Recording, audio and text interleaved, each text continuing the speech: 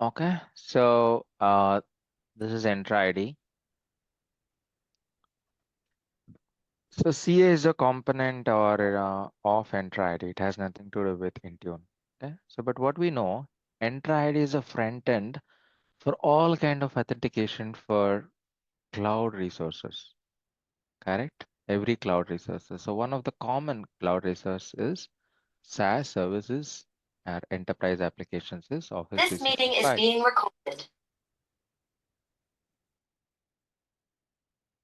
Okay, double recording. Great.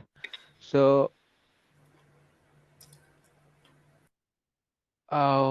this Entra ID and this is now Office 365. Likewise, Entra ID has a lot of applications registered in your organization. Okay, like Workday, like Salesforce. Okay, so all are enterprise applications. Okay, so they are Salesforce. I mean, they're all cloud-based applications. Hundreds of enterprise applications. I'm just giving three or four. Okay, so there's so many: Adobe, Oracle, okay, SAP, everything. The sign-ons, when I say they are federated for signing in, they can, everyone understands federation, right? They'll not have the Salesforce username and a password. Instead, their Salesforce will now be federated for Entra authentication, right? They log into login.salesforce.com, for example, and then log in with their company account. And once they click on login with their company account, it goes to Entra ID. It's federated and a token is received. So you'll be logged into Entra ID. Okay, so basically what it means is logging into a company, to our enterprise, to an email, to an Outlook, to OneDrive, to Salesforce, to a Workday or anything else. Your internal web application, they might be your on-premise server, some kind of on-premise server, like most of the insurance companies, banking, they still have on-premise servers and there are applications sitting here. The people are logging in with the desktop applications or they are logging, from the computer. They are logging in through a web URL, which goes and hits this one. Okay. And it asks for authentication. Okay. So this is prompted here. Once successful authentication, they'll be able to log into this application. So almost entire access is now dependent on Entra ID, right? So this is dependent on Entra ID. But I can define some conditions whether to give access to these services or not. Okay, so that is exactly called conditional access. Condition and then access. Access to what? Access to these resources. Conditions, we'll talk about what are the conditions. Okay, so I can define some conditions where I can provide access to certain resources or not. Okay, so that is a very basic meaning of conditional access. A straightforward example, if I decide Teams meetings, Teams meeting is a part of Office 365, right? So I can block Teams meetings from the devices that are not Windows. That is one condition. Testing that. Okay, but leave it. Okay, leave that. Okay, now realistic conditions. Okay, so when I say conditions, it is in these terms. Which user, remember, okay, so these are very important. Which user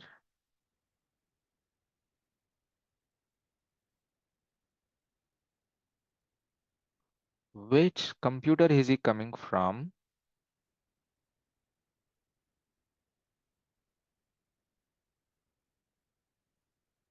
which application,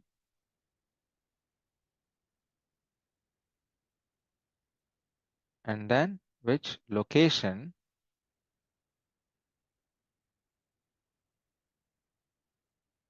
which application, and what is he trying to access? What app is the trying to access?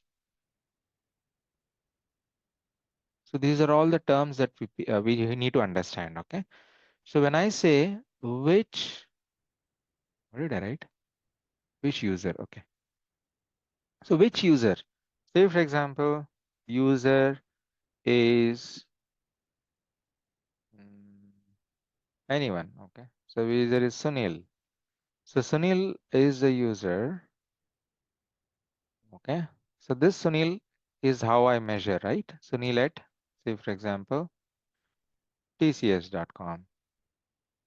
So Sunil at tcs.com is the user.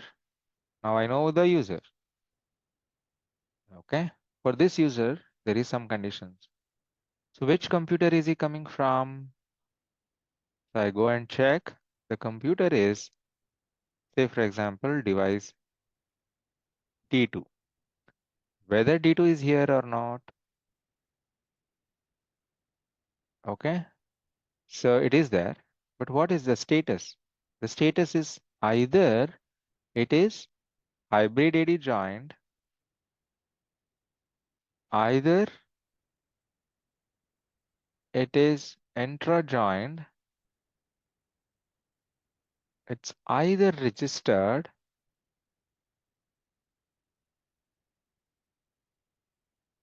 or unknown. Okay, these are the four status in an Entra ID. If it is an hybrid AD for this device, if it is Entra ID or registered. Okay, so that is the meaning of which computer. Which application? Is he coming from Outlook desktop application? Very important, right? Desktop application, where they install that application, or is it through a browser? So that is the meaning of application. So this guy, Sunil, he's trying to access through a browser a resource from Office 365, which is Exchange. Exchange means nothing but Outlook, right?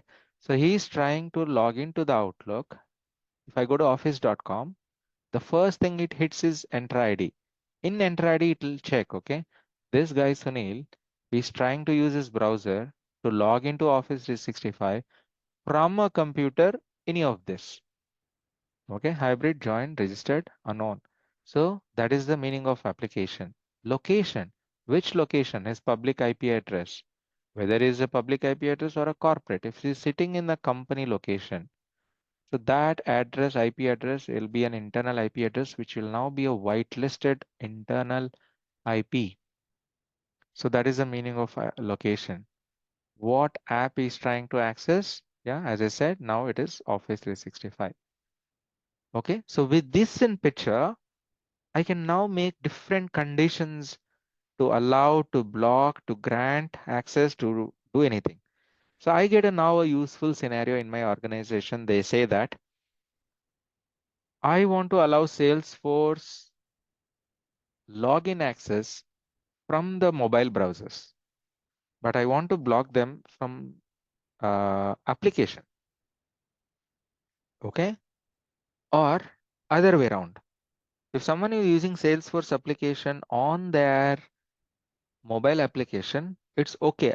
They can log in, but on the browser, they cannot log in. Okay, that is a requirement. So I can do a conditional access in such a way that I can, and I can also have a condition saying that only 20 users. So I can create a group of that users. So I can create a policy. Okay, assume that this is a policy. I can create a group, a user group with those 20 users, and I can create a policy in such a way that a cloud app, I was saying this, right? An application, what are they trying to access? This. I can select an application as Salesforce. So this user group, when trying to access through an application which is not a browser, so that is called as a non-browser application. Well, I can use exclude browser, or I can use mobile app.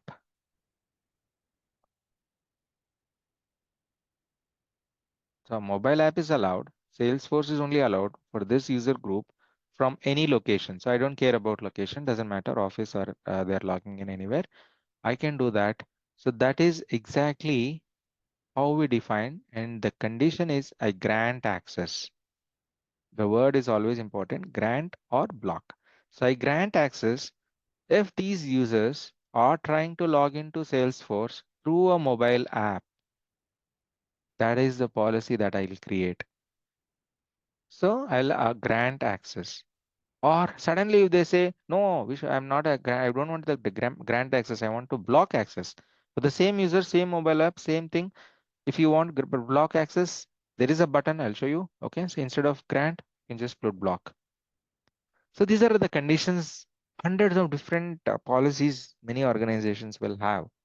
Okay, uh, we'll just see how we can all create that. Okay, so anyone wants to talk about a use case?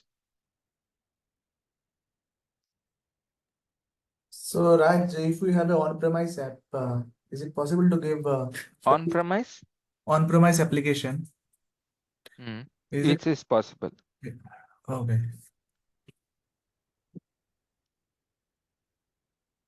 Any questions? Any other questions?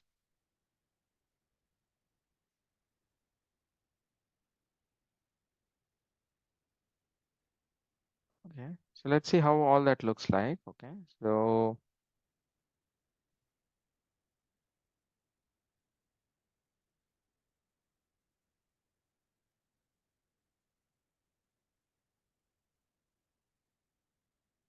okay, so I logged into Intune console here, devices section, or you can go to endpoint security. Within the endpoint security or in the devices section, there are hundreds of different places. Okay, this conditional access that you see